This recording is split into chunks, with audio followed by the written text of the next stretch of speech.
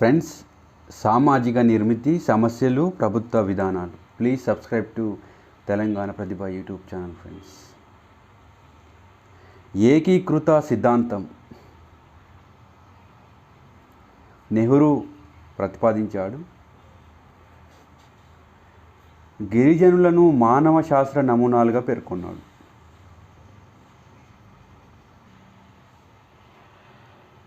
గిరిజనులకు రాజ్యాంగపరమైన రక్షణలు తెలుపు అధికరణలు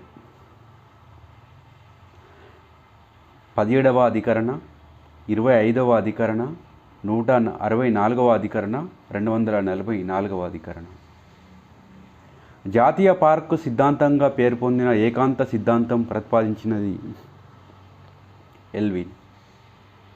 క్లస్టర్స్ అనగా 5,000 అంతకన్నా ఎక్కువ జనాభా గల ప్రాంతాల్లో మొత్తం జనాభాలో 50% కన్నా అధిక గిరిజనుల జనాభా. దేబార్ కమిషన్ వీరు సిఫారసు మేరకు వేయడం జరిగింది.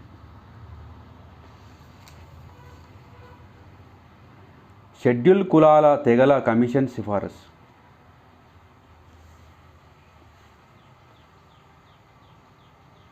కింది వానిలో కేంద్రం నుండి 100% నిధులు రాని పథకం.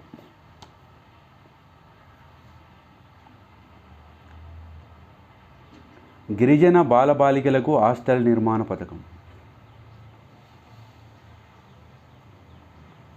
పోస్ట్ మెట్రిక్ ఉపకార వేతనం పథకం దీని గురించి ప్రవేశపెట్టడం జరిగింది. గిరిజన విద్యార్థులు మెట్రిక్ తర్వాత ఉన్నత విద్యను అభ్యసించడానికి. కింది వానిలో గిరిజనుల విద్యకు సంబంధించిన పథకం.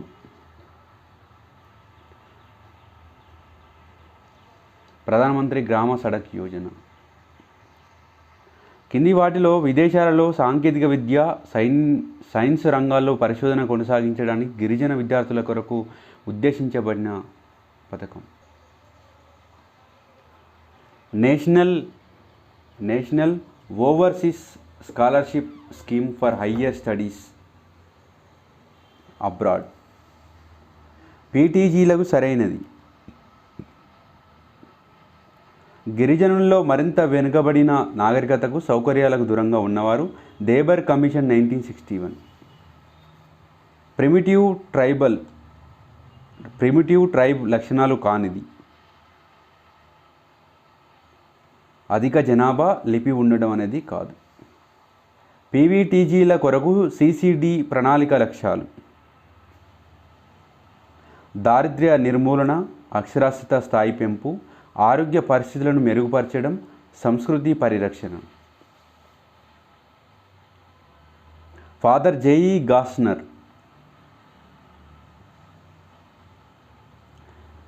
జేఈ గాస్నర్ లూథరన్ మిషనరీలు, కాన్స్టాంట్ లీవెన్స్ మిషనరీలు రోమన్ కాథలిక్.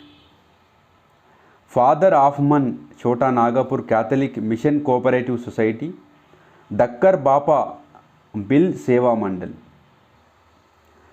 బీహార్లోని గిరిజన ప్రాంతాల్లో సేవా కేంద్ర అనే సంస్థను స్థాపించినవారు. డాక్టర్ రాజేంద్ర ప్రసాద్, శ్రీ నారాయణన్ జా.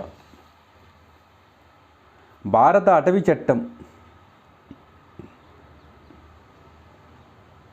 భారత అటవీ చట్టం 1927. జాతీయ అటవీ చట్టం 1952. వన్యప్రాణి సంరక్షణ చట్టం 1972. గిరిజన ఇతర అటవీ నివాసితుల చట్టం 2006. ది ఎనిసియంట్ సొసైటీ గ్రంథ రచయిత లూయిస్ హెన్రీ మోర్గాన్. అస్సాం భూ నియంత్రణ చట్టం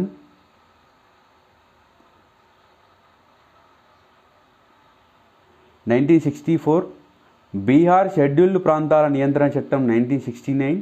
మధ్యప్రదేశ్ భూ రెవెన్యూ కోడ్ 1951. ఒరిస్సా షెడ్యూల్ ప్రాంత చట్టం 1966. ఒడిస్సా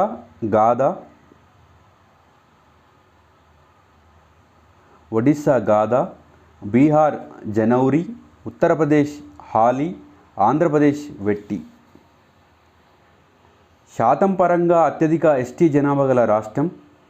కామెంట్ సెక్షన్లో కామెంట్ చేయండి ఫ్రెండ్స్. కట్టు బానిసత్వం? Buddhadev Chaudhuri, Sumali Chaudhuri. Tribes in India? Vennelakanti Raghavayya. ప్రపంచంలో గిరిజనుల విధానంపై తొలిసారి లూయిస్ హెన్రీ మోర్గాన్. ఆంధ్రప్రదేశ్ రుణ విముక్తి నియంత్రణ చట్టం. దేశంలో అధిక రకాలైన ఎస్టీలు నివసించే రాష్ట్రం? కామెంట్ సెక్షన్లో కామెంట్ చేయండి ఫ్రెండ్స్. ప్రత్యేక ఆదివాసీ హక్కుల చట్టాన్ని రూపొందించిన సంవత్సరం? 2007. సరైనది గుర్తించండి. 1958లో ఎస్టీల సంక్షేమానికై తగిన సూచనలు చేయుటకు ఏర్పడిన కమిషన్ యూబీ దేబార్ కమిటీ. 1969లో షీలు ఓ కమిటీ ఎస్టీల సంక్షేమానికి అనేక సూచనలు చేసింది.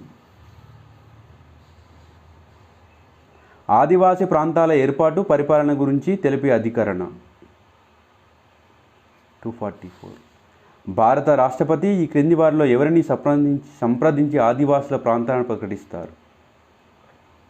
గవర్నర్. ఆదివాసీ ప్రాంతాల పరిపాలన కోసం చట్టాలను రూపొందించేవారు? పార్లమెంటు. గాంధీజీ ఏ ఉద్యమ సందర్భంలో గుజరాత్ సభ అనే సంస్థను స్థాపించారు? ఖేడా సత్యాగ్రహ. కింది వారిలో ఎవరు ప్రభుత్వం 1917లో నియమించిన చంపారన్ వ్యవసాయిక దర్యాప్తు కమిటీ? మహాత్మా గాంధీ. మోప్లా తిరుగుబాటు ఎక్కడ జరిగింది? మలబార్లో. 1917 మహాత్మా గాంధీ చంపారన్ పర్యటన యొక్క ఫలితం తీన్ కతియా పద్ధతి యొక్క రద్దు. భారత్కి తిరిగి వచ్చిన తర్వాత మహాత్మా గాంధీ మొదటగా నేతృత్వం వహించిన ఉద్యమం ఏ విషయంపైన? ఒప్పందపు వ్యవసాయం. గాంధీజీ నాయకత్వంలో గుజరాత్లో జరిగిన సంఘటన? ఖేదాలోని రైతుల సంఘటన ఆందోళన. దీనబంధు మిత్ర రాసిన నీలి దర్పణ్ నాటకం ఎవరి అణచివేతకు గురించి వివరణిస్తుంది? మాపీల తెగలు. సారీ ఫ్రెండ్స్, మాపీల తెగలు కాదు, రాంగ్ ఆన్సర్. ఇండిగో తెగలు, ఇండిగో రైతులు. దక్కన్ వ్యవసాయదారుల రిలీఫ్ చట్టం 1879 ఎవరి నుండి రైతులు దోపిడీకి గురికాకుండా రక్షణ కల్పించింది? వడ్డీ వ్యాపారులు. కింది వాణిని కాలక్రమానుగతంగా అమర్చండి. Be correct. కింది వాణిని గాంధీజీ బీహార్లో ఏ ప్రాంతంలో సత్యాగ్రహం నిర్వహించారు? చంపారన్. అఖిల భారత కిసాన్ సభ మొదటి సమావేశానికి అధ్యక్షత వహించినది సహజానంద సరస్వతి. తేబాగా ఉద్యమం ద్వారా పాలికాపులు కోరుదారులు డిమాండ్ చేసింది ఏమిటి? తమ పంటలో 3వ వంతు తమకు ఉంచుకోవాలి.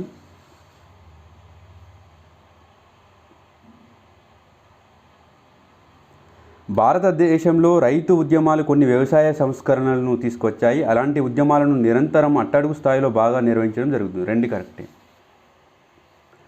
భారతదేశంలో రైతును ఎలాంటి వ్యక్తిగా గుర్తిస్తారు?